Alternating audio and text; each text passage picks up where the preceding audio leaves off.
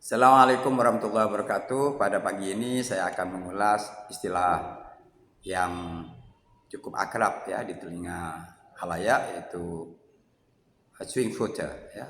Meskipun kemudian tidak semua orang mungkin bisa memahaminya, tetapi para pemerhati dan pengamat politik sering menggunakan kata ini menjelang pemilihan umum. Dan sebenarnya ada padanan yang juga diperkenakan, yaitu pemilih mengambang.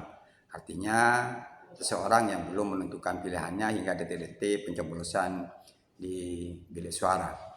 Apakah mungkin istilah itu ya, pemilih mengambang mengandaikan swing voter, ini soal bagaimana kita membiasakan saja. Karena di Malaysia kata swing voter itu disebut dengan pengundi di atas pagar. Dan tidak hanya politisi, orang ramai juga sering menggunakan kata ini, sehingga orang awam pun bisa memahami kata itu.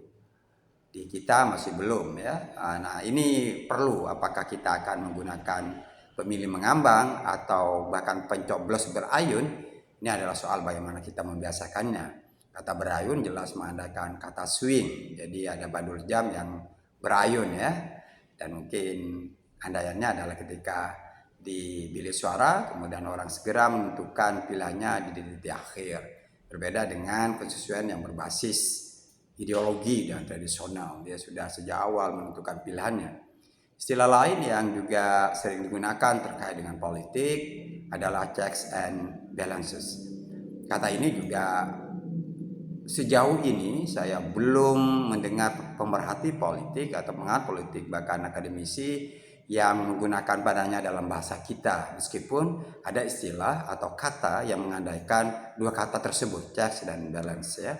Check itu mungkin cek atau simak ya, kemudian balance itu imbang. Jadi ada partai politik ya yang berperan sebagai penyimak, mengecek apa kebijakan pemerintah, kemudian menjadi penyeimbang agar kemudian bandul politik itu kembali kita ingatkan, politik itu cara bagaimana amanah yang diberikan kepada penguasa dan wakil rakyat itu untuk sebesar-besar kemampuan rakyat.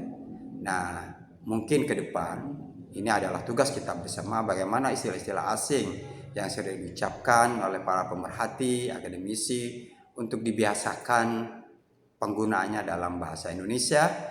Dan kalau itu sering digunakan, saya pikir nanti juga orang awam akan memahaminya.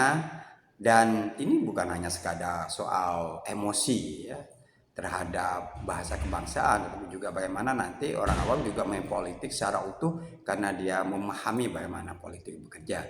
Jadi bahasa itu jalan sebenarnya cara kita untuk terlibat dalam kehidupan politik, dan bahasa itu adalah jawab bangsa. Terima kasih. Assalamualaikum warahmatullahi wabarakatuh.